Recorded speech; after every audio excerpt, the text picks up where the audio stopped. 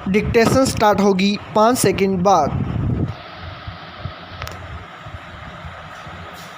Yes, film अभिनेत्री शिल्पा शेट्टी के पति राज कुंद्रा से जुड़ा अश्लील फिल्मों का मामला इसकी बानगी है कि अश्लीलता रूपी नीला जहर समाज में किस कदर फैला हुआ है। न जाने कितने अन्य छोटे बड़े खिलाड़ी इस गंदगी में लिप्त होंगे। अफसोसजनक तो यह है कि इसे काबू करने के लिए राज्यों और केंद्र के पास निगरानी, नियंत्रण और कार्रवाई का कोई मजबूत तंत्र मौजूद नहीं है। जो व्यवस्था मौजूद है वह केवल तभी कारगर होती है जब उसके पास कोई शिकायत पहुंचती है। शिकायत भी केवल विवाद की स्थिति में ही पहुंचती है। समझा जा सकता है कि इस तरह की फिल्मों को बनवाने वाले और इसमें भागीदारी करने वाले पक्ष पुलिस या साइबर एजेंसियों के शिकंजे में कम ही आ पाते हैं, क्योंकि ये दोनों पक्ष आपस में सहमत होते ही हैं। इसका यह अर्थ है कि इस तरह के जितने मामले बेनकाब होते हैं उनसे कई गुना ज़्यादा मामले वास्तव में हो रहे हैं। वैसे तो भारत में पोर्न बनाना, बेचना, शेयर करना और इसका सार्वजनिक प्रदर्शन प्रतिबंधित है। बावजूद इसके भारत दुनिया का तीसरा सबसे अधिक पोर्न देखने वाला देश है। वर्ष 2018 में आई एक रिपोर्ट के मुताबिक 2017 से 2018 के बीच भारत में पोर्न देखने की दर में 75% की बढ़ोतरी हुई थी। वर्तमान हालात तो बेहद गंभीर है। स्मार्टफोन की उपलब्धता और तेज गति इंटरनेट के कारण पोर्न का दायरा कई गुना बढ़ा ही है। कहने को भारत सरकार ने वर्ष 2018 में करीब 850 पोर्न वेबसाइटों पर प्रतिबंध लगा दिया था, लेकिन इसका कोई खास प्रभाव नहीं हुआ है। ये वेबसाइटें नए नए डोमेन लेकर भारतीय बाजार में आ जाती हैं। अब तो ऐप व्हाट्सएप, टेलीग्राम, ट्विटर जैसे कई सोशल मीडिया प्लेटफॉर्म पर जाकर लोग इसे देख रहे हैं। सबसे बड़ी चिंता तो यह है कि इन फिल्मों के शिकंजे में बच्चे भी आ रहे हैं। ऑनलाइन पढ़ाई के इस दौर में बच्चों के पास स्मार्टफोन है, जिससे वे इसकी चपेट में आसानी से आ जाते हैं। माता पिता कितनी भी कोशिश करें मगर बच्चे हर लगाम को लांघ रहे हैं।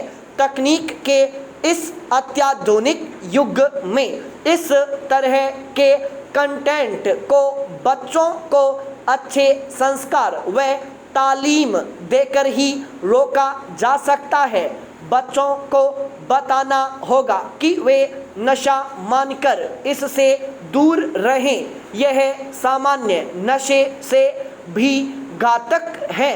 उनमें भले बुरे की समझ विकसित करनी होगी। साथ ही सरकार को भी सतत निगरानी करके पोर्न सामग्री को प्रतिबंधित करते रहना चाहिए। सख्त कानून और त्वरित कठोर दंड से भी इस तरह के काम में लिप्त समाज कंटकों को काबू में किया जा सकता है। पाई पैराचेंज। ओलंपिक खेल शुरू हो गए, लेकिन इनके लिए उत्साहित कौन है? जापानी जनता भी नहीं, जो महामारी की नई लहर के मद्देनज़र ओलंपिक की मेज़बानी करने का विरोध कर रही है। मुख्य प्रायोजकों में से एक टोयोटा के शीर्ष अधिकारी ओलंपिक के उद्घाटन समारोह में भाग लेने से इनकार कर चुके हैं। कंपनी ने साथ ही यह भी कहा कि वह जापानी नागरिकों की भावनाओं के समर्थन में इन खेलों से संबंधित विज्ञापन भी प्रसारित नहीं करेगी। इस बीच जापान में सियासत गर्मा गई है।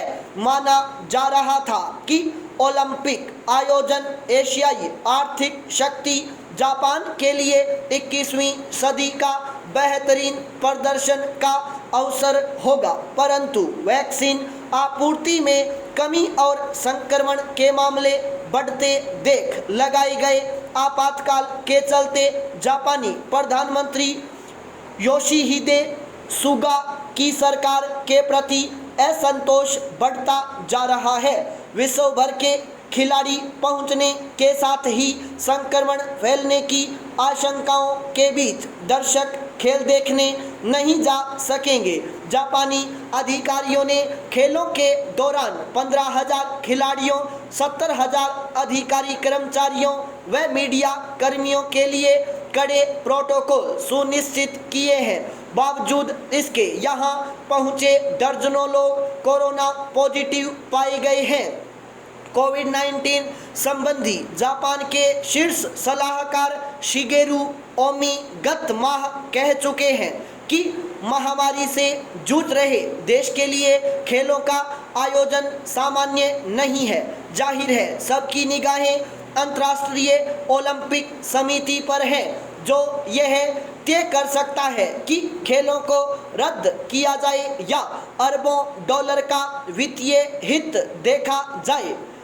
राजनीति विज्ञानी जूलस बोयकोव लिखते हैं कि जापान के साथ अनुबंध IOC को इतनी ज़्यादा शक्तियां देता है जो संप्रभु राष्ट्र के निर्वाचित नेता को चमत्कारिक तरीके से याचक बना सकता है। पहले इसकी संभावना कम थी, लेकिन अब हो सकता है कि इस साल के अंत में संसदीय चुनाव में जापान की जनता सुगा को नकार दे। उनकी सत्तारूढ़ पार्टी व सहयोगी इस माह के आरंभ में हुए टोक्यो असेंबली चुनाव में बहुमत हासिल करने में नाकाम रहे हैं। जापान की जनता का मूड ओलंपिक को लेकर व्यापक वैश्विक अप्रसन्नता को प्रदर्शित करता है। IOC ने 2032 के खेलों की मेजबानी हाल ही में ऑस्ट्रेलियाई शहर ब्रिस्बेन को दी है। प्रतिस्पर्धा में कोई और देश नहीं था। वजह खेलों का आयोजन कुछ देशों के लिए महंगा सौदा साबित होता है। जापान को $7 बिलियन से कुछ अधिक के खर्च का अनुमान था, लेकिन उसका कुल खर्च इससे 3 या 4 गुना ज़्यादा हो सकता है।